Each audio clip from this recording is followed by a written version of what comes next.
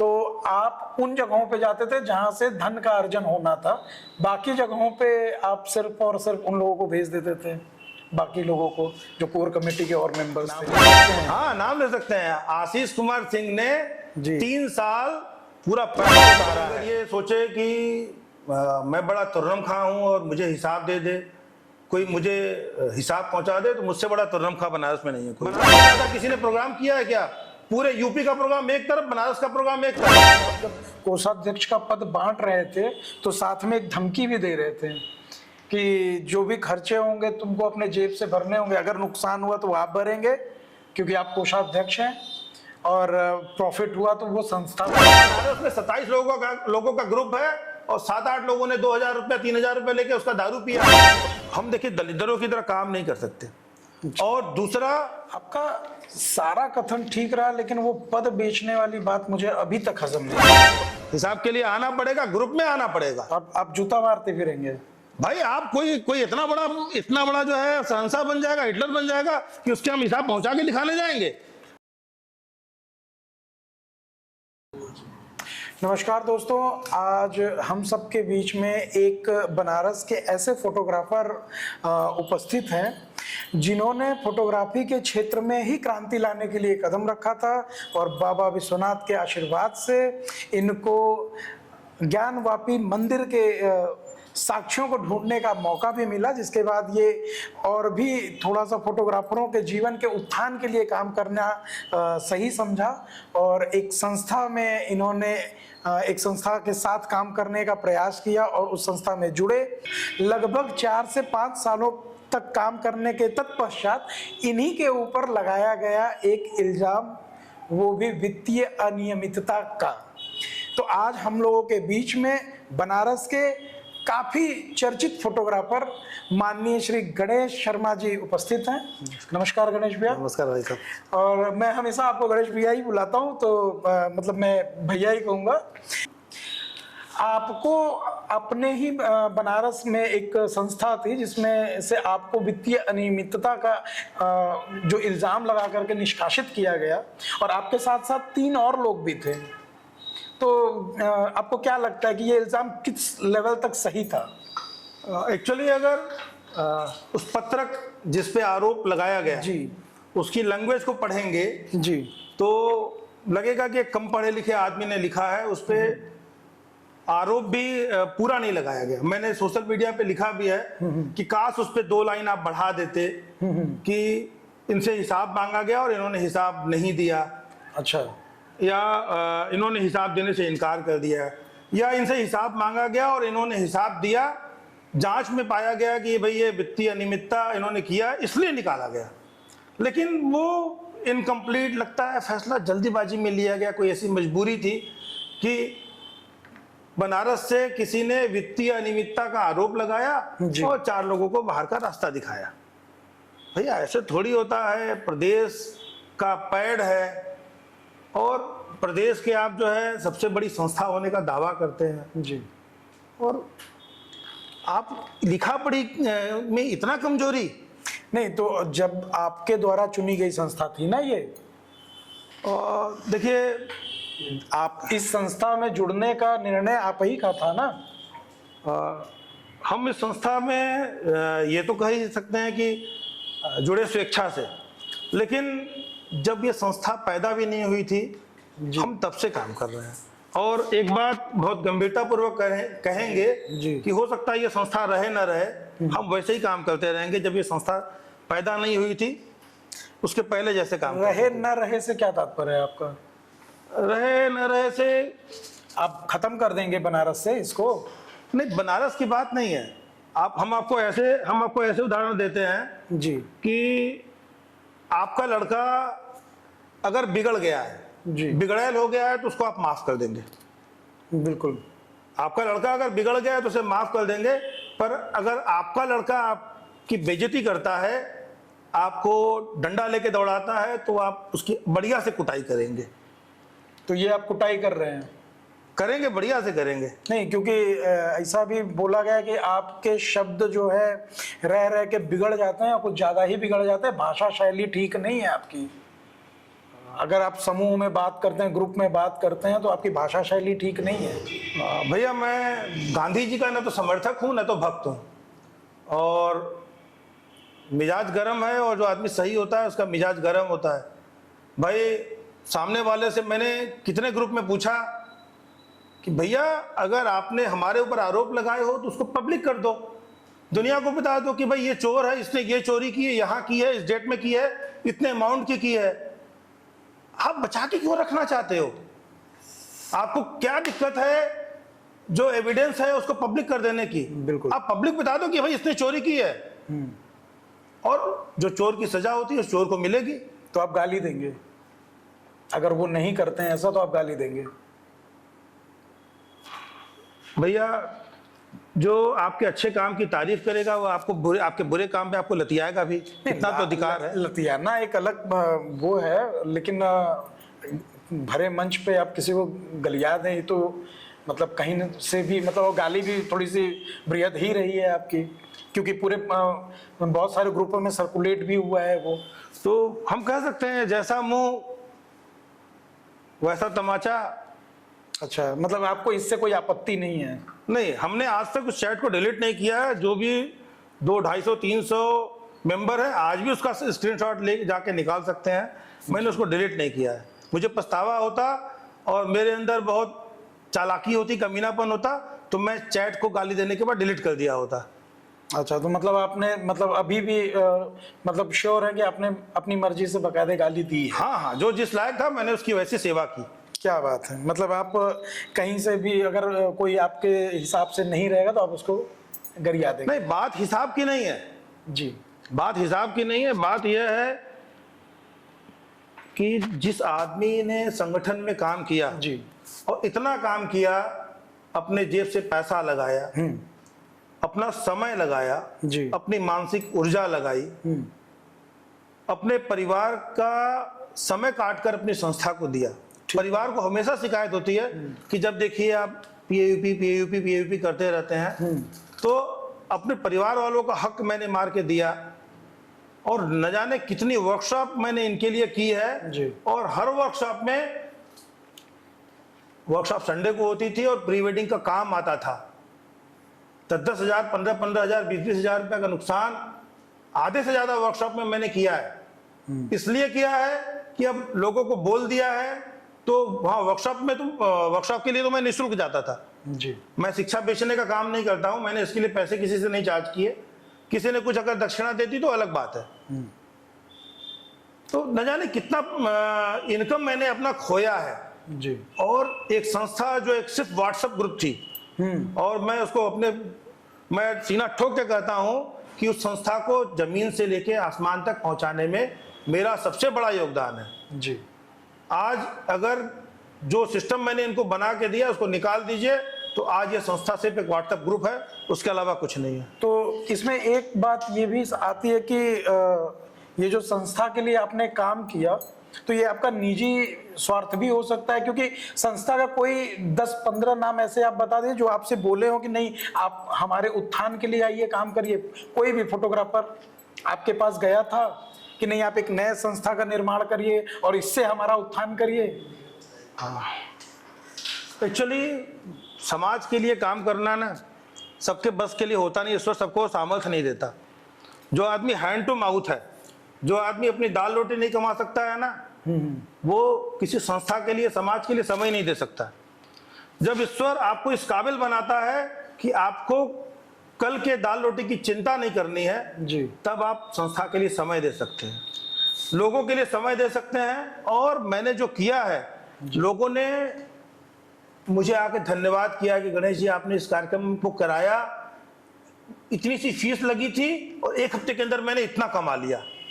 अच्छा, ये फीडबैक बनारस के लोगों ने दिया है और भी जगह के लोगों ने दिया है। ये संस्था के बनने के बाद की बात है? अरे संस्था तो उस समय गर्भ में भी नहीं आई थी भाई।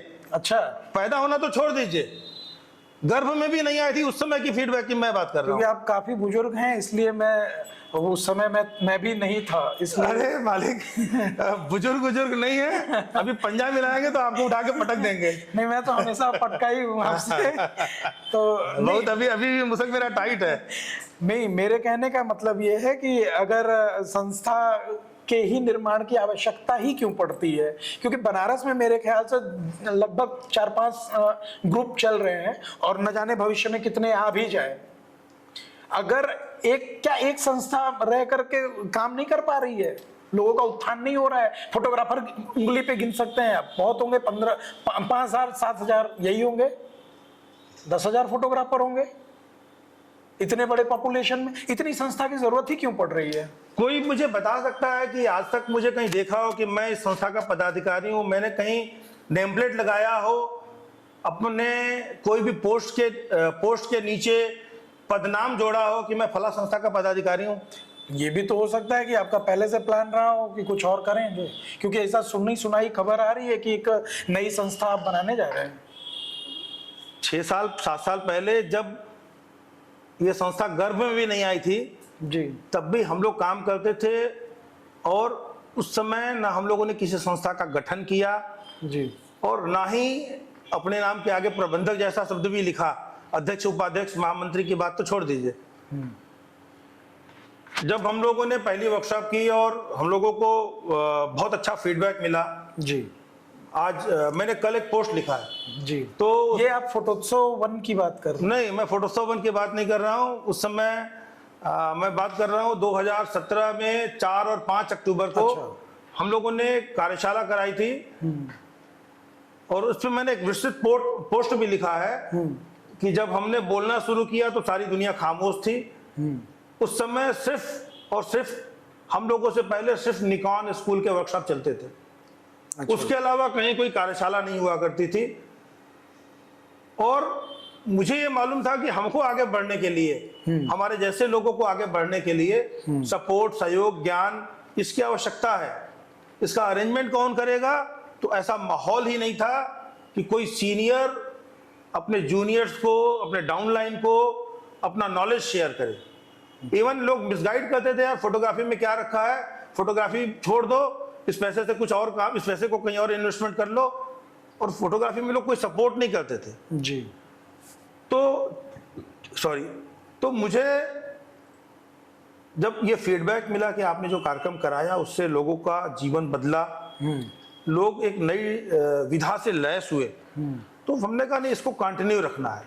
और मैं आपको बताऊं कि मेरे मन में कभी भी ये नहीं आया कि मुझे किसी संस्था का रजिस्ट्रेशन करना चाहिए और किसी संस्था के माध्यम से करना चाहिए, क्योंकि एक संस्था के रजिस्ट्रेशन करने में लगभग 10,000 रुपये खर्च होते हैं। जी। और मेरे हिसाब से ये सबसे बड़ा गलत कदम होता है, क्योंकि जैसे ही आप किसी संस्था का रजिस्ट्रेशन कराते हैं, उस संस्था का रजिस्ट्रेशन में अध्यक्ष, मंत्री, मालिक के रूप में आप होते हैं, और वो संस्था आपकी बपौती हो जाती है। और जिस संस्था में आपकी बपौती आ जाए, लोग आपके साथ नहीं जुड़ना चाहते। तो मैंने ऐसे ही काम करते रहा। जी। बनारस की एक संस्था थी जिसमें 2 यहाँ के वरिष्ठ लोग थे, उसको एक व्हाट्सएप ग्रुप बना के चला रहे थे। तो एक बड़ी वर्कशॉप मैंने कराई थी। मैंने क्या, मतलब हमारी टीम ने कराई थी। अच्छा। हमारी टीम में 3 लोग थे, विभास जी, अनीश जी, अच्छा। और बाकी और लोगों ने जो सहयोग किया। तो मुझे बड़ा गर्व है, आज भी उसका कोई रिकॉर्ड नहीं तोड़ सकता। 500 रुपये फीस थी और 137 लोगों ने रजिस्ट्रेशन कराया था। और जितने लोग आए थे सब लोगों ने बोला भैया बहुत बढ़िया कार्यशाला थी। और वो फोटोग्राफी पे नहीं थी, वो फोटोग्राफी बिजनेस पे थी। एक आदमी की सफलता की कहानी थी कि उसने एक झोपड़ी से एक बहुत ऊंचाई तक वो कैसे पहुंचा, 37 लाख रुपए या 40 लाख रुपए की बुकिंग तक उसने कैसे पहुंचा। उन्होंने अपना ज्ञान, अपना अनुभव शेयर किया था। जी। तो जब लोगों के फीडबैक मिलते हैं कि नहीं भैया आप ऐसे कार्यक्रम कराते रहा कीजिए, और आप जो कार्यक्रम कराते हैं वो बड़ा बजट में होता है, कम खर्च में होता है, तो लोग हमसे जुड़े रहे। और जब कभी भी गैप होता है तो लोग फोन करके पूछते भी हैं कि भैया कुछ करा नहीं रहे। अच्छा।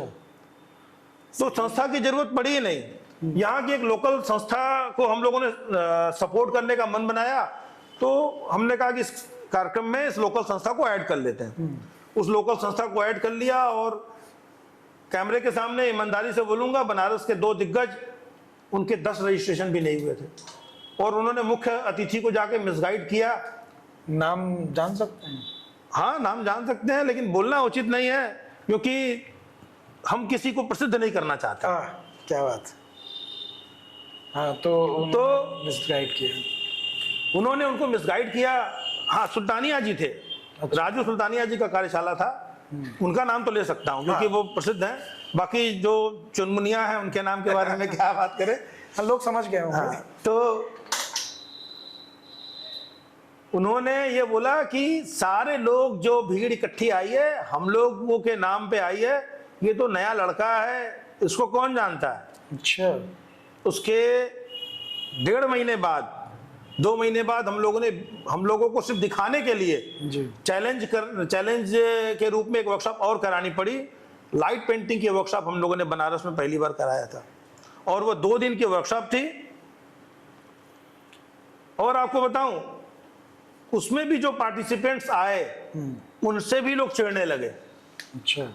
एक और संस्था यहाँ पे चलती थी, तो वो कुछ लोगों से बोलती थी कि 600 रुपए देके मेरे मेंबर बन जाओ, और वो 600 रुपए देके उनको मेंबर नहीं बनते थे, तो उनको ये लगता था कि यार ये 600 रुपए देगा नहीं, इसके पास 600 रुपए है नहीं, इसलिए मेरा मेंबर नहीं बन रहा। और हमारे कार्यशाला की फीस 1800 रुपए देके हमारे साथ आ गया, तो उनको ये लग गया यार इनको 1800 दे दिया, हमको 600 नहीं दिया। तो ऐसे लोग जो है उनके लिए भी निगेटिव लिखने लगे, हमारे लिए भी निगेटिव लिखने लगे। ओके। तो उस कार्यशाला का इन 2 चिनमुनिया लोगों ने लोगों को फोन कर करके कन्विंस किया कि इस वर्कशॉप में मत जाओ, इस वर्कशॉप में कुर्सियां खाली रहनी चाहिए। और इंपॉर्टेंट बात यह है कि वर्कशॉप भीड़ के लिए होता भी नहीं है, हाल भरने के लिए किया भी नहीं जाता है। वर्कशॉप किया जाता है लोगों की ज्ञान की प्यास को बुझाने के लिए।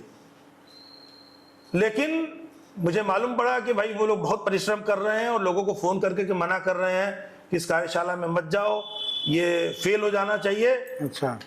लेकिन परिणाम जान के आपको आश्चर्य लगेगा कि उस कार्यशाला में 3-4 स्टॉल वालों ने एंट्री लिया था, अपने प्रोडक्ट का स्टॉल लगाया था, और हम लोग उनकी भी कुर्सी मांग के ले गए कि भैया आप लोग खड़े रहिए, हमारे यहाँ पार्टिसिपेंट ज़्यादा हो गए हैं, अपनी कुर्सी दे दीजिए, आप खड़े होकर अपना जो भी डिस्प्ले करना है कीजिए। और उनकी कुर्सी पे हमारी वर्कशॉप संपन्न हुई। क्या बात है। अगर आप इतना ही अच्छा काम कर रहे थे, तो आप ही के बनारस से बहुत सारे फोटोग्राफर आप ही के ग्रुप के आपसे बड़े नाराज और खिन्न रहते हैं। मैं बात कर रहा हूँ फोटोत्सव 4.0 के बाद की, और अचानक 11 लोगों ने आपके समक्ष अपना इस्तीफा रखा था। देखिए, जो इस्तीफा रखा था उसमें लिखा हुआ था कि हम लोग हमारे पास समय नहीं है, और हम लोग समय नहीं दे पा रहे, इसलिए इस्तीफा दे रहे हैं। एक मूल बात जो सामने रखी गई थी वो ये बात। और जांच की। और दूसरी बात बता दें कि 11 लोग जिस बोरिया में भर के आए थे उसी बोरिया में भर के वापस चले गए। तो अब मतलब अगर ऐसे बोला जाए कि एक ग्रुप के साथ आए थे, और एक कागज हम लोगों को पेश किया गया था जिसमें 10 लोगों के हस्ताक्षर थे जी, उसको वैलिडेट नहीं किया जा सकता था कि ये इन लोगों ने हस्ताक्षर किया है कि फर्जी हस्ताक्षर बनाए गए हैं। आपने इसकी जांच की या अपने मन से मान लिया कि इसको वैलिडेट नहीं किया जा सकता? नहीं, हम लोगों ने उन लोगों को कांटेक्ट किया, और लोगों ने बोला कि भैया हमको दोस्ती भी देखना है, और अपने दोस्त का सवाल है, तो अभी हम अपने दोस्त को सपोर्ट करेंगे, हम आपके साथ बाद में आएंगे, हम आपके साथ हैं, जब भी आप बुलाएंगे हमारी जरूरत होगी हम आपके साथ खड़े हैं, लेकिन अभी दोस्ती देखनी है। इसलिए मैंने वो बोरिया वाला शब्द कहा कि वो एक साथ दोस्ती यारी में आ गए थे और दोस्ती यारी में ही वापस चले गए। नहीं, इसमें ये भी कहा गया था कि नहीं, मतलब जो मेरी जहाँ तक मैंने बात करी, इसमें ये भी बोला गया था कि आपसे ही वो लोग खिन्न थे, क्योंकि आप किसी भी मंच का जब संचालन होता था या कोई भी कार्यक्रम आप कर रहे होते थे तो आप हमेशा लेट आते थे। और इतनी लेट आता था कि प्रोग्राम लगभग शुरू हो रहा होता था और एकदम मतलब मेहमानों की तरह कॉलर टाइट करके आते थे, बाकी और 10-11 लोग हैं वो सिर्फ काम कर रहे होते थे।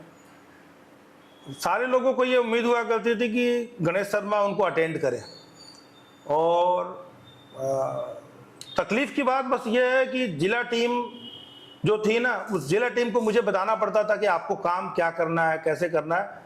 उनकी अपनी कोई योग्यता नहीं थी और हम उनको टीच कर रहे थे, बता रहे थे, तो कुछ लोग सीख रहे थे और कुछ लोग न सीखने के लिए आए थे। अब आप कह रहे हैं टीच कर रहे हैं, उनका कहना था कि आप टीच कर रहे थे, क्योंकि उन्हीं लोगों का ऐसा कहना है कि नहीं, अगर कहीं पे भी जाना होता था किसी भी बाहर के सदस्य जोड़ने के लिए या और भी कार्यक्रमों में, तो जब किसी भी एडवर्टीजमेंट के लिए मोस्टली जाना होता था तो आप उन जगहों पे जाते थे जहां से धन का अर्जन होना था, बाकी जगहों पे आप सिर्फ और सिर्फ उन लोगों को भेज देते थे, बाकी लोगों को जो कोर कमेटी के और मेंबर्स थे। देखिए, आरोप लगाना तो बहुत आसान होता है। अब हम आते हैं कि फोटोशॉप में जो 4 साल था जी, 4 साल हुआ है, 4 साल में धन का कलेक्शन किसने किया? अब ये तो आप बताएंगे ना। तो जो ये 10 लोगों वाला ग्रुप था ना, 11 लोगों वाला जी, उसके लीडर ने 3 साल पैसा उतारा है। आप मैं मतलब नाम ले सकते हैं? हाँ, नाम ले सकते हैं। आशीष कुमार सिंह ने जी, 3 साल पूरा पैसा उतारा है। अच्छा, पैसा उन्होंने अपने पास नहीं रखा है, पैसा उन्होंने दिया है, टीम को दिया है, लेकिन 3 साल पैसा उन्होंने उतारा है। ये कैश का फ्लो रहा है या अकाउंट से हुआ? दोनों। अच्छा, कैश भी उतारा है और अकाउंट्स में भी लिया है। अच्छा, तो पारदर्शिता फिर कैसे होगी? कैश के पैसे का कैसे पारदर्शिता दिखा पाएंगे आप? क्योंकि पारदर्शिता भी मांगी जा रही है कि आपने जो पैसे का जो गबन हुआ था उसको आप पैरेलल सबको बताइए कि भाई ये पैसा था, इसका खर्चा यहाँ गया, इसका खर्चा यहाँ गया और इतना अकाउंट में अभी बचा हुआ है। देखिए, संगठन जो है ना, कंधे से कंधा मिलकर चलाया जाता है जी। कोई अगर ये सोचे कि मैं बड़ा तुर्रम खा हूँ और मुझे हिसाब दे दे, कोई मुझे हिसाब पहुंचा दे, तो मुझसे बड़ा तुर्रम खा बनारस में नहीं है कोई। फोटोग्राफी के मामले में या हर मामले में? नहीं, मैं हिसाब की बात कर रहा हूँ जी। मैंने जब बनारस में काम करना सोचा कि मुझे यहाँ पे टीम खड़ी करनी है जी, तो मैंने एक संकल्प लिया था कि मुझे बनारस की टीम को खड़ा करने में जेब से 50,000 रुपया लगाना पड़ेगा तो मैं लगाऊंगा, और जब तक 50,000 पूरा नहीं हुआ मैं लगाता जाऊंगा। अच्छा भाई साहब, 200 रुपए साल लेते थे, जिसमें 50 रुपए लखनऊ की हिस्सेदारी जाती थी, 20 रुपए का डोरी और होल्डर लखनऊ से आता था, उसके बाद आई कार्ड का प्रिंट हमारे पास बचता था 105 रुपए, और 105 रुपए में 12 महीने प्रोग्राम। आप सोशल मीडिया उठा के देख लो, बनारस से ज्यादा किसी ने प्रोग्राम किया है क्या? पूरे यूपी का प्रोग्राम एक तरफ, बनारस का प्रोग्राम एक तरफ। प्रोग्राम बिना पैसे के नहीं होते, और गणेश शर्मा किसी के पास हाथ पसारने नहीं जाता हर बार कि हमारा ये प्रोग्राम है और हमको धन दे दीजिए, हमको सहयोग कर दीजिए। मैं किसी को स्टॉल लगाने के लिए भी नहीं बोलने जाता हूँ। आप स्टॉल लगाते हैं ना, मैंने कभी आपको बोला कि इस कार्यक्रम में स्टॉल लगा दीजिए, पैसे की जरूरत है? नहीं, पैसे की जरूरत तो नहीं कही है आपने। मैं किसी से हाथ नहीं पसारता जी। और जब प्रोग्राम मेरे जेब से लग के हो रहा है, घाटा का समय कोई पूछने वाला नहीं है, और तुमको लाभ दिख गया तो तुमको, अरे भैया, उन्हीं लोगों ने 2-2 हजार रुपए लेके दारू पिया है। ये हमारे बनारस में 27 लोगों का ग्रुप है, और 7-8 लोगों ने 2,000 रुपया 3,000 रुपये लेके उसका दारू पिया, और बाकी के 20 लोगों को मैंने लस्सी तक नहीं पिलाया। पारदर्शिता का तो हत्या यहीं पे हुआ है कि 2,000 रुपए वो दारू पी गए और बाकी की टीम को हमने लस्सी भी नहीं पिलाया, चाय भी नहीं पिलाई। तो अगर उनको रोकना होता है या जैसे यूनिटी बना करके चलने की बात कही गई, तो आप दिखा दिए होते, स्टेटमेंट दे दिए होते, उनको क्या चला जाता है? हिसाब किताब बकायदा जो है मीटिंग हुई है, मीटिंग में पूरी टीम को बुलाया गया है, और बुला के हिसाब किताब फाइल लेके विभास जी आए थे। उन्होंने पूरा हिसाब सत्यनारायण कथा की तरह बांचा है और बोला है ये रजिस्टर रखा है, जिसको देखना हो, पूछना हो, पूछ लो। लेकिन जिन लोगों ने आज आरोप लगाए हैं उनको सामने से, मेरे पास उनका पर्सनल चैट है, मैंने उनको बोला है कि तुमको जब कोषाध्यक्ष का पद दिया जा रहा था तो तुमने क्यों नहीं लिया? जब तुम्हारी टीम को कोषाध्यक्ष का पद दिया जा रहा था तो क्यों नहीं लिया? जी, क्योंकि जेब से पैसे लगाने पड़ेंगे। नहीं, आप के ऊपर ये इल्जाम है कि आप जब कोषाध्यक्ष का पद बांट रहे थे तो साथ में एक धमकी भी दे रहे थे कि जो भी खर्चे होंगे तुमको अपने जेब से भरने होंगे, अगर नुकसान हुआ तो आप भरेंगे क्योंकि आप कोषाध्यक्ष हैं, और प्रॉफिट हुआ तो वो संस्था का होगा। भाई बनारस में क्या, लखनऊ में भी कोई कोषाध्यक्ष नहीं हुआ करता था। अभी भी जो लखनऊ टीम का अकाउंट है वो 2 लोगों के सिग्नेचर से चलता है, अध्यक्ष और मंत्री। कोषाध्यक्ष तो केवल चेक ढो के ले जाता है, पहुंचाता है बैंक, और पैसा उसा निकाल के लेके आता है। अच्छा, संगठन की परंपरा तो ये है, इसको कोई चैलेंज करके दिखा दे, ये तो संगठन की परंपरा है। और बनारस की बात करें तो बनारस में भाई हम बहुत कम पैसे लेते थे और हमें कार्यक्रम करना होता था, क्योंकि लोग हमसे पूछते थे कि भाई क्या आप कार्यक्रम कर रहे हैं, और मेरा खुद का शौक है जी, मैं कोई नशा नहीं करता, मैं इवन चाय भी नहीं पीता हूँ, पान भी नहीं खाता हूँ, बीड़ी सिगरेट दारू कोई नशा नहीं करता हूँ। ये मेरा नशा है कि मुझे अपने समाज के लिए कुछ करना है, और ऐसा करना है कि कोई अगर किसी कार्यक्रम में 500 रुपए दे के आ रहा है तो उसको ये समझ में आए कि इस कार्यक्रम से मुझे 600 का रिटर्न मिला। अच्छा, तभी लोग आंख बंद करके आते हैं और जुड़े रहते हैं, वरना अगर इतना लोगों को सपोर्ट नहीं मिलेगा तो कोई कर ही नहीं सकता। नहीं, एक और इल्जाम है आप पे, बहुत सारे इल्जाम है। नहीं, अभी बात कंप्लीट नहीं हुई। अच्छा, क्या था अभी? यही पारदर्शिता। तो जो कोषाध्यक्ष अगर किसी को बनना हो जी, तो पैसे लगाने के लिए पहले मैं पैसा उसको दूं कि भैया ये कार्यक्रम है, ये मुझसे पैसा लो जी, और फिर वो जो है खर्च करे, कैसे खर्च करे, क्या काम करे। अरे भैया जो पदाधिकारी हैं वो सिर्फ मेहमान की तरह आते थे और उनको जो बताया जाता था वो करते थे, चले जाते थे। इवन जो लोग 2100 रुपए दे के साल भर के लिए पदाधिकारी बने, उनको समझ में आया कि ये संगठन में जो पद है ये एक जो है चमकदार सितारा है, इसमें यहाँ पे बनारस में काम करना पड़ता है और पेट्रोल लगेगा, टाइम लगेगा, एनर्जी लगेगी। ये जब उन लोगों को समझ में आया तो लोग छोड़ के चले गए। अच्छा। सब लोगों ने कहा नहीं भैया बहुत टाइम लगता है, हम टाइम नहीं दे पाएंगे। अच्छा, नहीं तो आपका ये भी कहना था कि भाई पैसा दे दो, टाइम भले ही ना दो चलेगा, 2100 रुपए दे दीजिए और पद ले लीजिए। पद जो है ये नहीं बोला जाता था।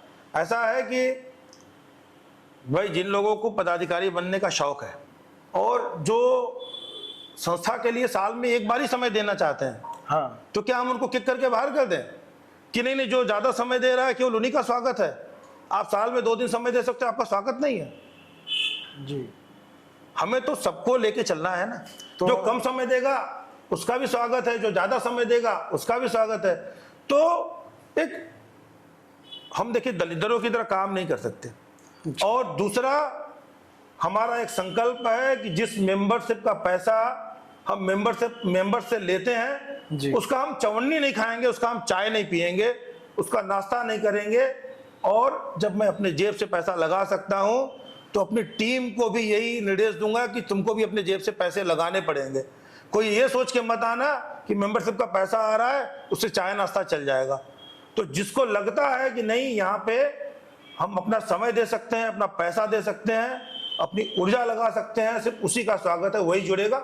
समय आप कम दोगे चलेगा, ज्यादा दोगे चलेगा, जितना दोगे उतना नाम मिलेगा, उतनी इज्जत मिलेगी, उतनी पहचान मिलेगी। और किसी को ये बंदिश नहीं लगाया गया था। इवन ऐसा भी रहा है कि हमने भी किसी मेन कार्यक्रम में मैं लेट में पहुंचा हूं क्योंकि अपना काम का नुकसान नहीं करना है। धंधा पहले है, अपना अगर फोटोग्राफी का काम आ रहा है उसको छोड़ के आपको पदाधिकारी के रूप में काम नहीं करना है। पहले अपना बिजनेस करिए, कितना भी आपको इंपॉर्टेंट इवेंट हो, लेकिन अगर आप बोल दोगे नहीं मेरे पास बिजनेस आया, मेरे पास काम आया है, तो आपको रिलीफ दिया जाएगा, आपको छुट्टी दिया जाएगा और दूसरी व्यवस्था की जाएगी।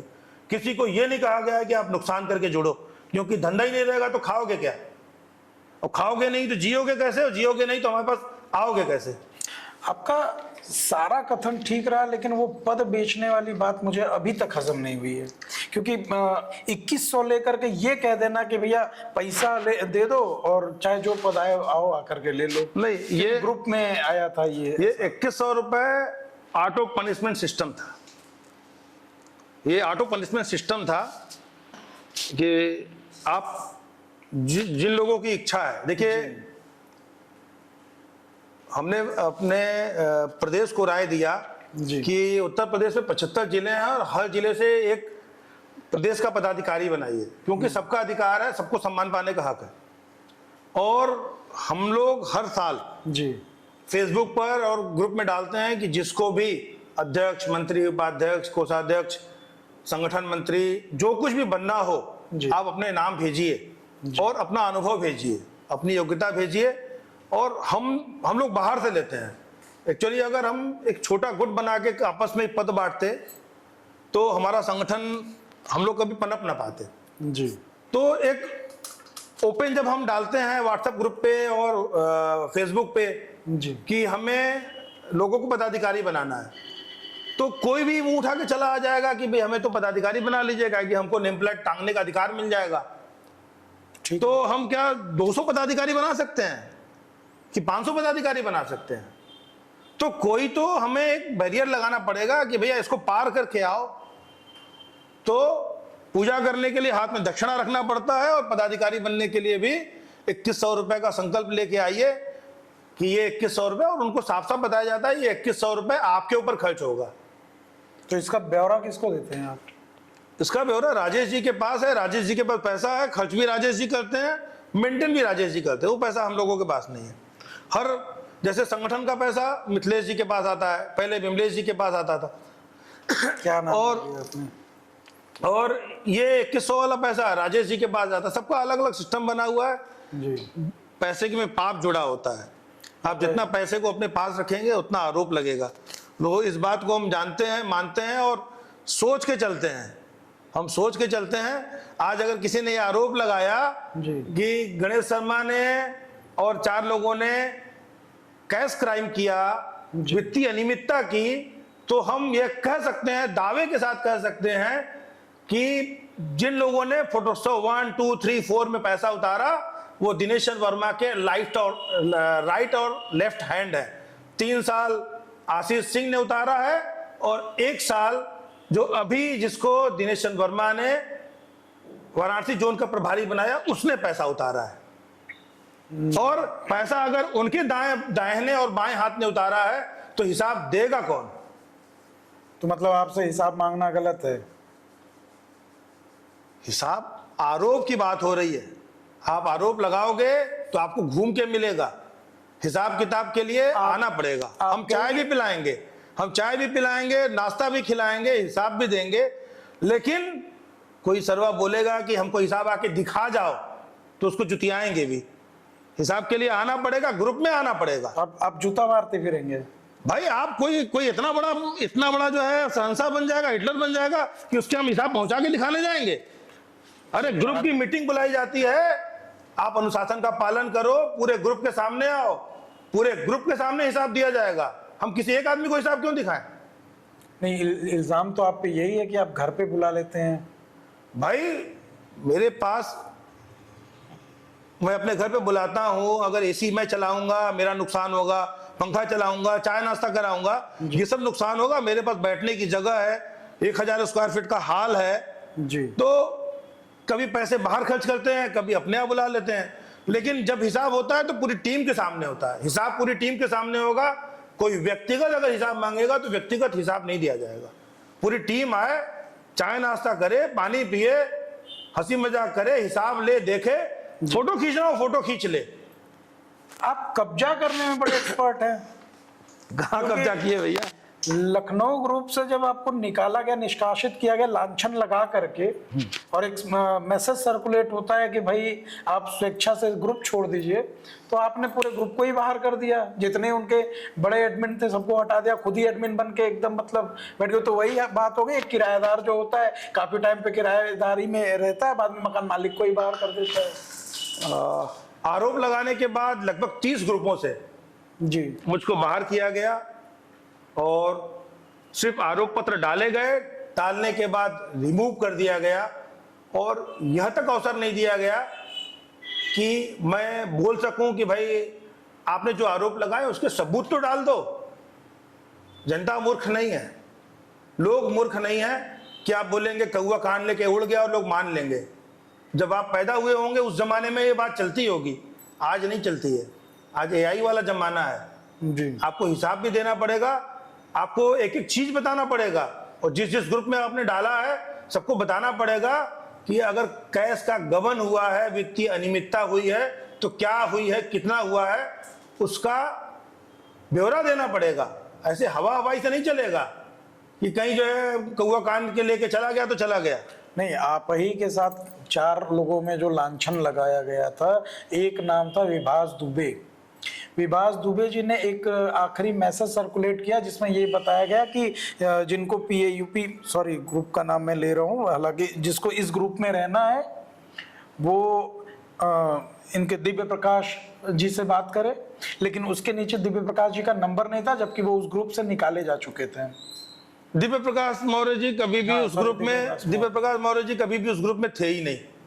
ये भी भैया कुछ होमवर्क किसी ने नहीं किया गया। नहीं, होमवर्क का मतलब ये है कि आप जब किसी को बता रहे हैं कि भाई फला आदमी से बात कर लीजिए, है ना, तो फला आदमी का आप संपर्क सूत्र देंगे या सब हवा हवाई चलेगा भाई? तो आपके जो विभास दुबे जी हैं उन्होंने होमवर्क नहीं किया था। भाई कोई भी जिसको जोड़ना होगा उसको नंबर दे दिया जाएगा। जब ये सूचना दे दिया गया, वो ग्रुप तो ब्लॉक है ना भाई साहब, उसमें कोई मैसेज कर ही नहीं सकता है। भाई एडमिन को भी मैसेज कर सकता है, और ऐसा थोड़ी है कि ग्रुप जीवन भर हमारा लाग रहेगा। फोटोग्राफर इतना मेहनती और कर्मठ नहीं है सर कि वो सबको ऐसे मैसेज करते करते हर बात के लिए आपके एडमिन को परेशान करे। तो अगर आपकी इच्छा है तो ग्रुप अभी आपके सामने खोल देता हूँ नहीं, और नंबर भी डाल देता हूँ। हमारे कहने का मतलब ये है कि भाई ठीक है, नंबर डलवा दीजिएगा, कभी उनसे बात हो जाए। एक किस्सा याद आता है, एक एग्जीबिशन लगा था जिसमें मेरा भी स्टॉल भदोही में लगा हुआ था। जो एक शिकायत है वो ये है कि जब उसका प्रचार प्रसार आप लोग कर रहे थे, आपके सारे ग्रुप के साथ किया जा रहा था, मिर्जापुर भी इसमें इन्वॉल्व था, भदोही भी था, बनारस भी था, और ये समूचा प्रचार प्रसार जब हो रहा था तो लौराबिर में एक शॉप है, एक संस्था है जहाँ पे आप लोग एडवर्टीजमेंट के लिए गए हुए थे, और वहाँ पे आप लोगों के टर्न होते ही उन्होंने आपका पोस्टर फाड़ के फेंक दिया था, और सारे जगहों ने उनको बाइकआउट भी किया था, है ना। उनके सारे जगहों पे उनके मतलब चाहे मिर्जापुर हो या बनारस हो या भदोही हो, सब लोगों ने आपके कहने पे उनको बाइकआउट किया था। नहीं, मेरे कहने पे बाइकआउट नहीं किया था। आपको पता था कि आप बाइकआउट कराया जा रहा है? हाँ भाई, जिनको नाराजगी थी उन्होंने बाइकआउट किया, उनका अधिकार है। आपने, आपका हामी भी था, आपने हाँ बोला था उसमें कि हाँ ठीक है हम आपके साथ हैं। देखिए हम लोग उस लैब में गए, है ना, वो लैब हम लोगों के जो पहली वर्कशॉप की थी उसमें उन्होंने। मेरा सवाल अभी थोड़ा सा और है हाँ। कि इसके ठीक बाद जब आपने मतलब ठीक है, आप इसमें जो भी होगा आपका अपना होगा आप कहिएगा, लेकिन इसके ठीक बाद जब आपने आप सब लोगों ने उन्होंने मिलके बाइकआउट किया, ठीक है, उसके बाद फिर एक आप लोगों का प्रतिनिधि सम्मेलन हुआ था। प्रतिनिधि सम्मेलन में आप लोगों ने उन्हीं को बुलाया था वापस से कुछ मुद्रा उद्रा लेकर के। देखिए समाज में हमें सबको साथ लेके चलना है। अब बाइकआउट वाली बात आप पहले बता सकते हैं। तो हुआ ये था कि जो लैब वाले थे उनका एम्प्लॉई जी उनके साथ कुछ गड़बड़ी करके, जो उनका कहना था जी कि उस एम्प्लॉई ने हमारे 1000 प्रिंट गड़बड़ छाप दिए, बहुत उसका बहुत नुकसान हुआ, और जाके उसने हमको अपंग करके एक लैब खोल दिया और उनके क्लाइंट्स का नंबर निकाल के उनको मैसेज करके अपने लैब में डाइवर्ट कर रहा था। ठीक। तो वो उन्होंने गुस्से में संगठन का पोस्टर फाड़ दिया। तो संगठन से किसी को भी टकराना नहीं चाहिए। ठीक। आपकी नाराजगी हो, आपकी जिससे नाराजगी हो, नाराजगी रखिए। संगठन का पोस्टर अगर आप फाड़ेंगे तो संगठन की जितनी क्षमता होगी, क्योंकि संगठन में ज़्यादातर लोग अपने जेब से पैसा खर्च करके, अपना समय खर्च करके काम करने आते हैं और सम्मान के लिए आते हैं। जी। सम्मान पे जब भी अटैक होगा तो वो नुकसानदेह हो सकता है अटैक करने वाले के लिए। और इवन हम लोगों को जब ये मालूम हुआ तो मैं खुद उस लैब के मालिक के पास गया। वो बीमार वगैरह थे, दांत का कुछ ऑपरेशन वगैरह कराया था। तो उनके लड़के को मैंने बताया कि ये चीज़ आपके बिजनेस को नुकसान कर सकता है, इसको आप जाके उन लोगों से बात करके इसको मेंटेन कर लीजिए। जी। पर पैसा वैसा आने के बाद बुद्धियां खराब भी हो जाती है लोगों की। तो नहीं तो उस दिन उनको नहीं समझ में आया। फिर कुछ लोगों ने प्रिंट कराना बंद कर दिया। जब उनको नुकसान हुआ तो फिर पैसा कम होने पे बुद्धि खुल भी जाती है लोगों की। तो जब उनकी बुद्धि खुली, हाँ। जब उनकी बुद्धि खुली जी, तो फिर उन्होंने हमको रीच किया कि भाई इतनी बड़ी बात हुई। क्योंकि अब उनके पिताजी ने फोन किया कि इतनी बड़ी बात हुई और आपने इसको क्यों नहीं सही कराया। हमने कहा हम आपके बेटे के पास आए थे बताने। तो उन्होंने कहा बेटा तो बच्चा है, छोड़ दीजिए, फिलहाल हम लोग तो सबको लेके चलते हैं, सबके साथ लेके चलते हैं। तो हमको सबको जो है साथ लेके चलना है। फिर वापस कार्यक्रम किया। तो कार्यक्रम में उनको मैंने ऑफर किया कि भाई हमारे इतने लोग आ रहे हैं, सबके लिए गले में जो दुपट्टा पहनाना है उसकी व्यवस्था कुछ करा दीजिए, कुछ और जो करना है कर दीजिए। तो उन्होंने वो 50-55 लोग थे शायद, तो 55 लोगों के लिए जो बढ़िया एकदम शानदार दुपट्टा पहनाया जाता है, अंग वस्त्रम, उसका इंतजाम उन्होंने किया। बाकी कुछ और थोड़ा जलपान के लिए उन्होंने सहयोग किया। हमको पैसे की जरूरत होती नहीं है। कितना पैसे की जरूरत होती नहीं, हम सीधे सीधे सहयोग लेते हैं। क्योंकि कितना सहयोग किया उन्होंने बताया तो पट्टा जो है उन्होंने 55 ठो जो है। अच्छा। बल्कि और जलपान, अब जलपान के लिए रबड़ी वाले के लिए पेमेंट उन्होंने कर दिया। सब लोग तो हिसाब मांग रहे हैं ये लोग। भैया खुद ही भी तो खाए हैं और कौन सा पैसा लगाए हैं। बनारस के पदाधिकारियों का, 27 पदाधिकारियों का उस दिन पदग्रहण समारोह हुआ और 2100 रुपए का जो फंड लिया गया था उससे किसी से चवन्नी खर्च नहीं हुआ। अच्छा, उस 2100 रुपए फंड से खर्च होना चाहिए था। तो इस बारे में भदोही और मिर्जापुर में आपने चर्चा की कि मैं उनको बुला रहा हूँ? हाँ, उनसे बातचीत किया तो उन्होंने कहा नहीं, हमें कोई अगर सुबह का बुला शाम को घर आता है तो कोई दिक्कत नहीं है। अच्छा। और उनकी सहमति थी कि ठीक है भाई, हमको तो सबसे जोड़ के चलना है। और जो भी अगर संगठन में मुंह फुला के चलेगा, विरोध करके चलेगा, वो खत्म हो जाएगा। तो भदोही वाले उनसे हाथ मिलाए, उनसे माला पहने, उनकी नाराजगी दूर हुई। अब जिसका हिसाब मांग रहे हैं तो वो जोन का कार्यक्रम था जी। लोगों ने काजू की सब्जी खाई, बुफे का इंतजाम था, हर लोगों को रबड़ी मलाई कुल्हड़ में मिला और कई लोगों ने 2-2 बार खाया। और सुबह नाश्ता, दिन में खाना, शाम में चाय नाश्ता। किसी जिले ने पूछा कि हमको क्या देना है? किसी जिले में मतलब मिर्जापुर और भदोही की बात कर? भदोही, मिर्जापुर, आजमगढ़, गाजीपुर, अच्छा, चंदौली, इतने जगह से लोग आए थे। किसी ने पूछा नहीं कि भैया आपको चवन्नी सहयोग चाहिए। तो हिसाब तो जब मांगना है तो कोई मंगवे नहीं करता है सरवा कि भैया हमें हिसाब देता, कहां से खर्चा कर ला, हमसे कोनो पैसा ले ला। हिसाब तो लखनऊ भी मांग रही है आपसे। भाई एक कार्यक्रम हमने कराया था जी। तो यहाँ पे 800 रुपये हमने उसकी फीस रखी थी। अच्छा। लाइटिंग का जो वर्कशॉप था 800 रुपये उसकी फीस रखी थी जी। अब लखनऊ में वो वर्कशॉप 300 में हुआ था, किसी और जिले में वो वर्कशॉप 200 रुपये हुआ। अच्छा। मेरे पास मैसेज आने लगे कि भैया बनारस तो हमेशा सस्ता वर्कशॉप कराता है और इस बार कैसे पिछड़ गया, लखनऊ में जो वर्कशॉप 300 की हुई और फलाने जिले में 200 की हुई और आप 800 ले रहे हैं। तो मैंने उस वर्कशॉप को फ्री कर दिया 1 रुपए पे। 1 रुपए फीस पे मैंने फ्री कर दिया, और यहां तक कि मैंने पूरे प्रदेश के लिए फ्री कर दिया। और हमारी प्रदेश अध्यक्ष जी से बातचीत हुई थी कि इसको मैं पूरे प्रदेश के लिए फ्री कर दे रहा हूं, क्योंकि प्रदेश हमारा कोई कार्यक्रम करता नहीं है। हमारा प्रदेश अपने से कोई कार्यक्रम नहीं करता है। चूंकि मैं प्रदेश का पदाधिकारी हूं, तो प्रदेश की इज्जत बचाने के लिए कुछ कार्यक्रम करना जरूरी होता है। मैंने फ्री कर दिया, और मैंने उनसे कहा कि एक छोटा अमाउंट 5,000 रुपये का सहयोग कर दीजिएगा, हम सब लोगों को भोजन अपने पास से करा देंगे। और केवल वाराणसी जोन के नहीं, और अदर जोन के भी, लखनऊ जोन के भी लोग और दूसरे तीसरे जोन के भी लोग आए थे और उस कार्यशाला का लाभ लिया, और 1 रुपए के शुल्क पे। अच्छा। और उस वर्कशॉप में नुकसान हुआ।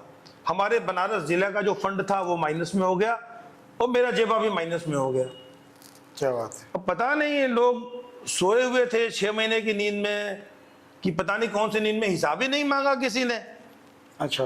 कि घाटा हुआ है तो भैया हिसाब दे दो, कुछ पैसे ले लो। हमको पता नहीं, उस समय कोई ऐसे लोग नहीं मिलते थे। अभी पता नहीं लोगों को एक है कि दिव्य ज्ञान की प्राप्ति कहां से हुई है। मतलब फायदा हुआ है क्या? नहीं, फायदा हुआ, नुकसान हुआ, ये तो भाई पूछने का हक उसको है जो नुकसान के समय भी पूछे। क्या मतलब जीभ लपलपा रही है लोगों की क्या, कि लाभ देखा कहीं, अगर उनको सूंघने, उनकी धारण शक्ति में समझ में आया कि कहीं लाभ हुआ है तो चलो जीभ लपलपा लो। नहीं, फेसबुक पे मैंने एक मेंढक की तस्वीर देखी थी जो आपके द्वारा बनाया गया था। नहीं, एआई ने बनाया था। और उसको कमांड तो आपने ही दिया था। हाँ, कमांड हमने दिया था कि और भाई, जिस अध्यक्ष जी की बड़ी तारीफें करते थे, कभी आप ऐसे गले में हाथ डाल के मैंने घूमते हुए देखा है, और जब आते थे उनके लिए एसी कमरा भी करते थे आप। बलिया में हम लोग गए थे, गाजीपुर या बलिया, आई गेस, मैं अगर कंफ्यूज ना हो तो। बलिया नहीं, गाजीपुर में गए थे, और मैं पूरी गर्मी में पागल हुआ पड़ा था, स्टॉल वालों ये सब पागल थे, और आप लोगों ने एसी कमरा किया था। भैया मैं तो गया ही नहीं था। 23 जून को गाजीपुर में हुआ था, उस दिन मेरी शादी की सालगिरह थी, और मैं गाजीपुर गया ही नहीं था। नहीं, आप कहीं पे थे, आप ही के पदाधिकारी हो, जो 4 लोग हैं ना, उसमें से एक। भाई गाजीपुर वाले लोग तो बहुत सेवा आवा भगत करते हैं। उन्होंने लाल गर्म पानी कई बोतलें पिलाई हैं। वो तो सब ठीक है, मतलब जब इतना इज्जत कर रहे थे आप लोग, अचानक क्या हो गया गुरु, कि मतलब एकदम मतलब मेंढक की तस्वीर बना करके भेजे जा रहे हैं उनके, और फिर और भी तरीके से उनको ट्रोल करने की पूरी कोशिश, एकदम मतलब ऐसा लग रहा है कि उनको लतेड़ करके कहाँ रख देंगे अब आप।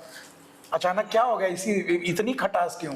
देखिए, मतभेद करीब 2 साल से चल रहा था, और मैंने उनको बहुत बार समझाया जी कि जो ये चल रहा है वो ठीक नहीं है।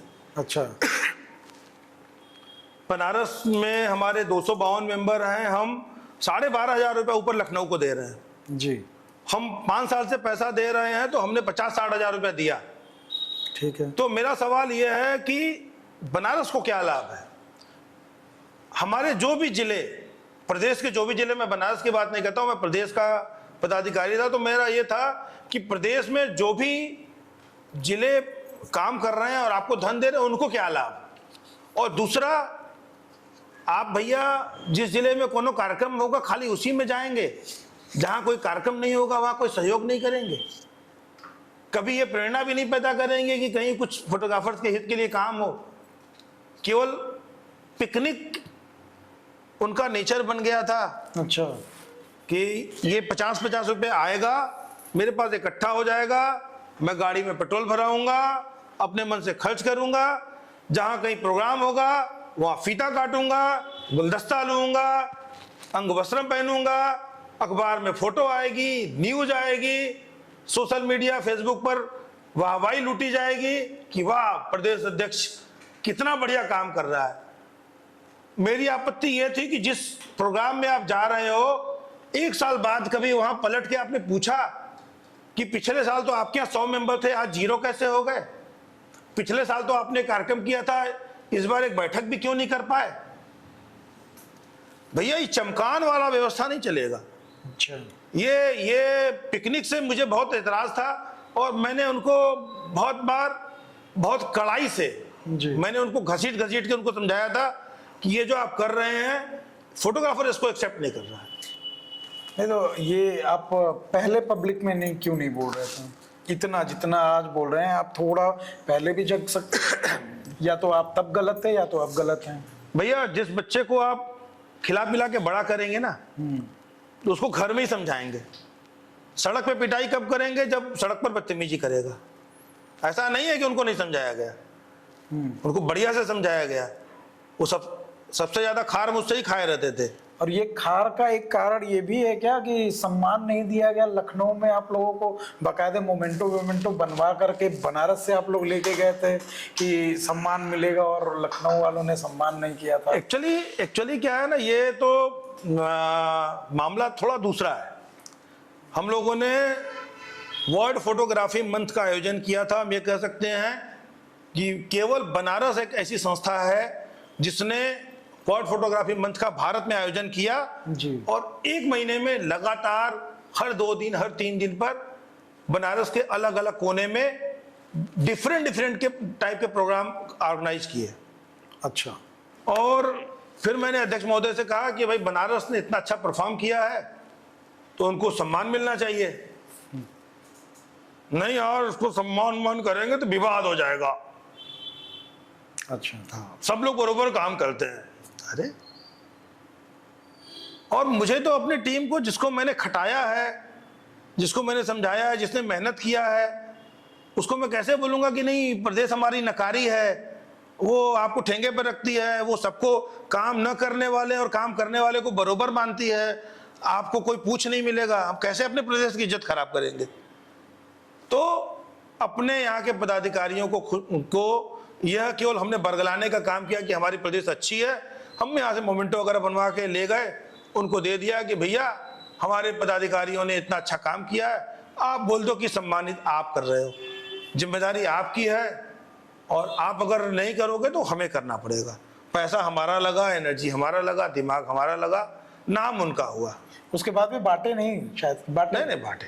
अच्छा, बांटे। अच्छा, तो मिल गया फाइनली, आप लोग संतुष्ट? हाँ, भाई मिलने घूम के आ गया ये ऐसे घूम के आ गया, लोगों को मिल गया। एक इल्जाम आपके ऊपर ये भी आता है भैया कि आप राय तो सबसे मांगते हैं, सबसे राय मांगेंगे, मतलब 10 लोग बैठे हैं तो सबसे राय मांगेंगे, लेकिन उसके बाद जो आपके अपने दिमाग में चल रहा होता है अप्लाई वही करेंगे।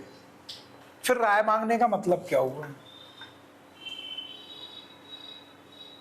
मेरे पास अपना अनुभव है, मैंने अपने आप को तपाया है। बिल्कुल। मैंने फील्ड में अपने आप को तपाया है, अपना समय दिया है जी।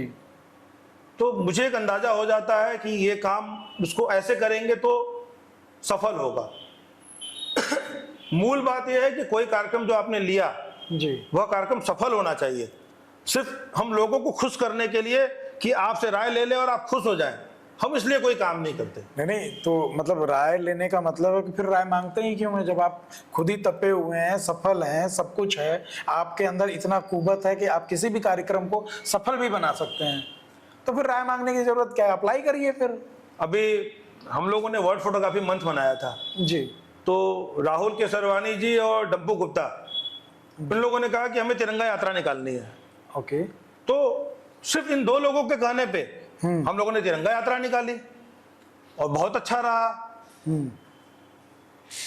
अब कोई ये कह दे कि नहीं उनके राय का इम्प्लीमेंट, उनका जब अनुपालन नहीं किया जाता, अरे भाई सिर्फ 2 लोगों ने कहा और व्यक्तिगत कहा कि तिरंगा यात्रा निकलना चाहिए, मीटिंग में भी नहीं हुआ। आपके चहेते भी तो हो सकते हैं। बोरिया में भर के कोई ले जाएगा हमारे चहेतों को? है चले गए बाहर? हाँ, बोरिया में भर के ले लेकिन गए। काम करते हुए तो आपके साथ देखे गए। नहीं, अभी भी साथ है। खैर, अभी एक मेंढक रूपी इंसान का चेहरा, इंसान रूपी मेंढक सा चेहरा आपने बनाया था, और ये मेंढक ही क्यों बनाया? आप कुछ और भी बना सकते थे, क्या जरूरत पड़ गई मेंढक बनाने की? एक्चुअली जिस संगठन में मैं जुड़ा और मेरा उद्देश्य केवल एकमात्र यह था कि फोटोग्राफर्स को हम क्या दे सकते हैं, क्या उनकी बेहतरी के लिए कर सकते हैं जी। और हमारा एकमात्र उद्देश्य ये था कि एक बड़े संगठन से जुड़ो तो हम ज्यादा लोगों से कनेक्ट होंगे और ज्यादा लोगों के लाभ के लिए काम कर सकेंगे। शुरू में संगठन दरिद्र था, उसके पास पैसे नहीं थे, तो पैसे के इंतजाम कैसे हों इसके लिए हम लोगों ने बहुत संघर्ष किया और संगठन के पास पैसा हो गया, क्योंकि ये कहते थे कि अभी तो पैसा नहीं, हम करेंगे क्या।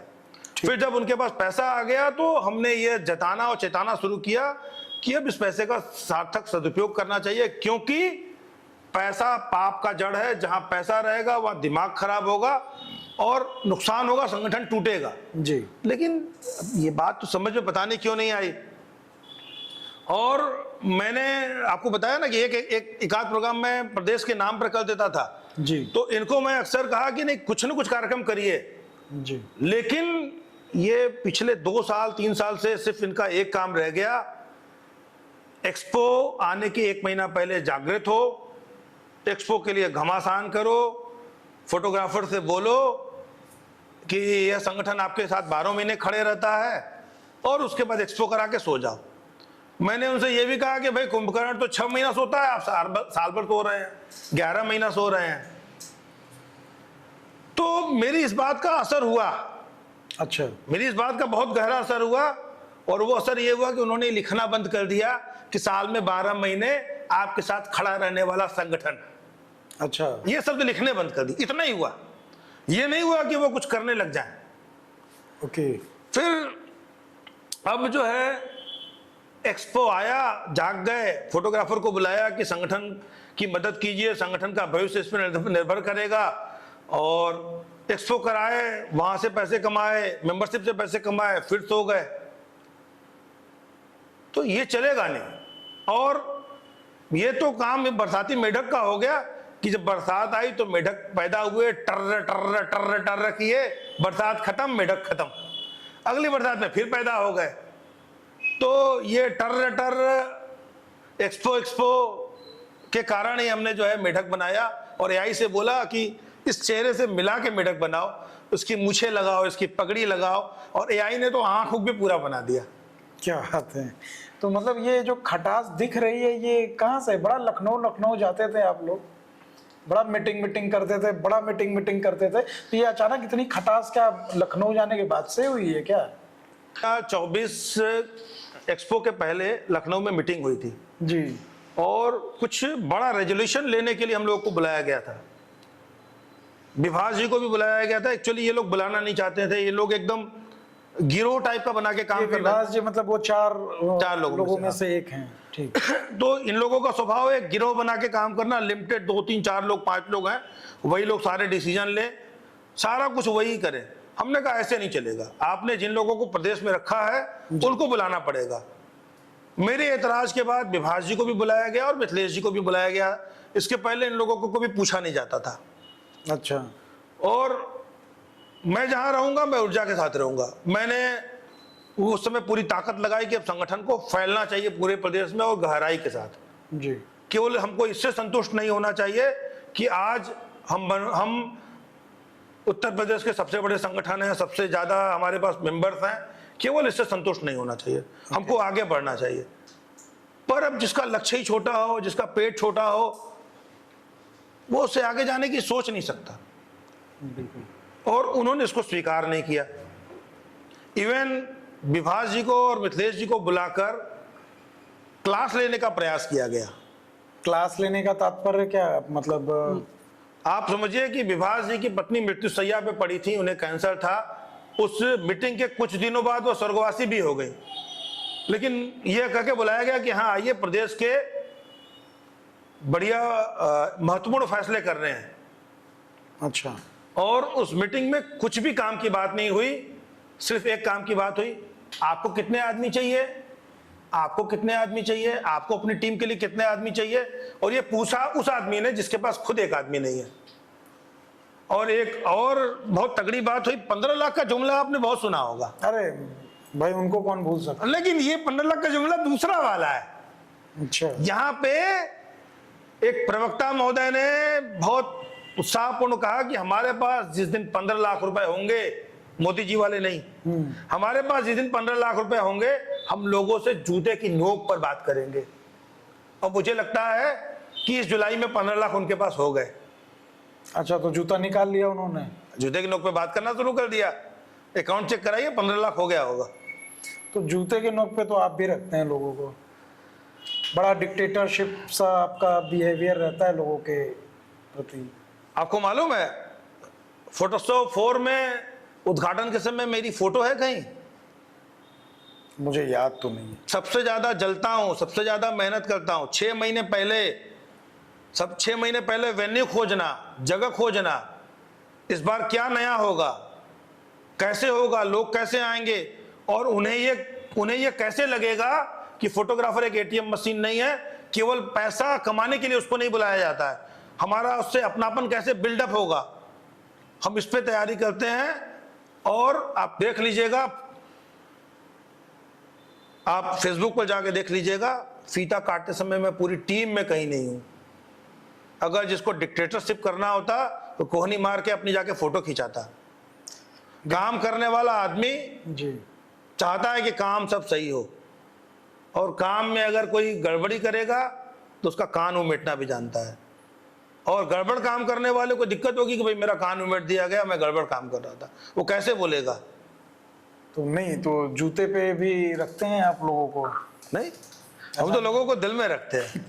नहीं, वो तो हम देख रहे हैं, आप दिल में रखते हैं, लेकिन बहुत सारे जगहों पे ऐसा हुआ है कि जब आपसे हिसाब मांगा जाए तो आप इस तरीके का भी प्रकरण में आता है कि नहीं, अगर हम खर्चा करना जानते हैं तो हम जूते की नोक पे भी रखना जानते हैं, अगर भाई हिसाब। ऐसा नहीं है, हम लोगों ने सब लोगों को ये कहा है कि हिसाब किताब का लिखा पढ़ी। हाँ। मैं कलम नहीं रखता, डायरी नहीं रखता, मैं सिर्फ दिमाग रखता हूँ।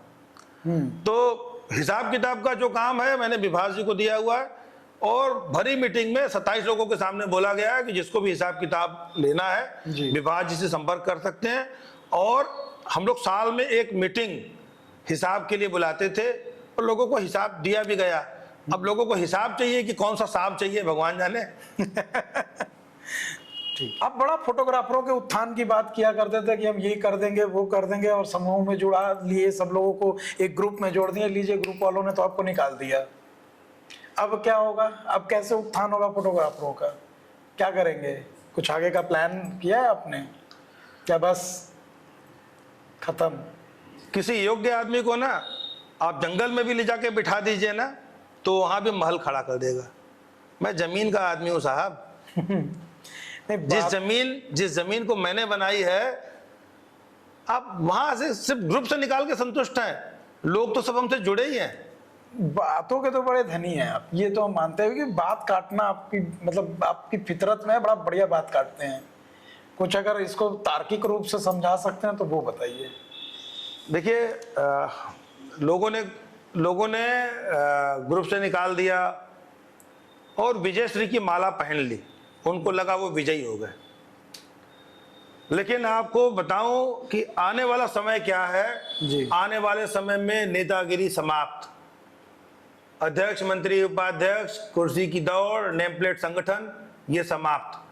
आज कंपनी वालों ने सभी संगठनों को किक मार दिया है, ज्यादातर संगठनों को किक मार दिया है। पीएयूपी के पास तो कोई कंपनी वाले जाते ही नहीं है। इन्होंने संगठन शुरू ही किया था इस दम पे कि कंपनी वाले वर्कशॉप देंगे और ये लोगों को बांटेंगे और डिक्टेटरशिप करेंगे, लोगों को बताएंगे कि हम वर्कशॉप दे रहे हैं। अच्छा। इन्होंने अपने प्रदेश के पदाधिकारी तक को मिसगाइड किया है, प्रदेश मीडिया प्रभारी तक को मिसगाइड किया है कि मेंटर हम मैनेज कर रहे हैं। अरे पैसा कंपनी दे रही है, आप कहां से मैनेज कर रहे हो? तो अब आपको और बताऊं क्या क्या समाप्त हो रहा है।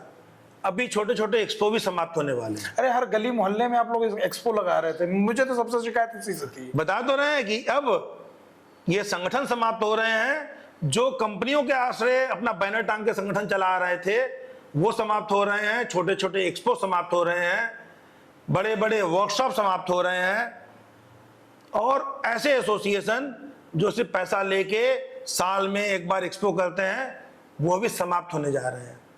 और हमें जिस संगठन में हम जुड़े थे, हमें इन सब से बचा के उसको ऊपर ले जाना था,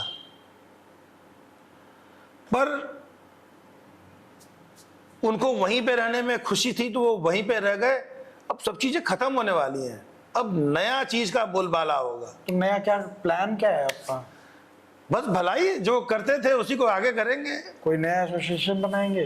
नहीं, एसोसिएशन नहीं बनाएंगे, सिस्टम बनाएंगे जिससे फोटोग्राफर ग्रो करेगा, उसका बिजनेस ग्रो करेगा, उसको जिंदाबाद मुर्दाबाद की तख्तियां पकड़नी नहीं पड़ेंगी, उसको किसी को माला नहीं पहनाना पड़ेगा, उसको जो है कहीं ये नहीं बोलना पड़ेगा कि भैया हम संगठन मजबूरी नहीं जरूरी है या संगठन जरूरी नहीं मजबूरी है। उसको जो नीड है, वो जो सोचता है, फोटोग्राफर जो सोचता है कि हमको ये मिलना चाहिए, उससे एक कदम आगे की चीज उसको मिलने वाली है। बड़ी ही बेबाकी से हमारे सारे प्रश्नों के जो उत्तर थे गणेश शर्मा जी ने दिया है, और आशा करते हैं कि अगर ये जो लांछन इनके ऊपर लगा है, हम उम्मीद करते हैं कि हम उनको भी अपने पॉडकास्ट में इनवाइट करें और वो आएं। तो ये मेरा पूरा सरोकार दिनेश चंद्र वर्मा जी से है और साथ ही साथ आशीष जी से भी है कि हम उनको भी यहाँ पे आमंत्रित करना चाहेंगे, और हम चाहेंगे कि वो यहाँ पे आएँ और अपना अपना पक्ष रखें, ताकि हम दोबारा गणेश शर्मा जी से उतनी ही तगड़ी फिर से एक पॉडकास्ट करें और वो अपना जवाब दे पाए। बिल्कुल बिल्कुल। नमस्कार।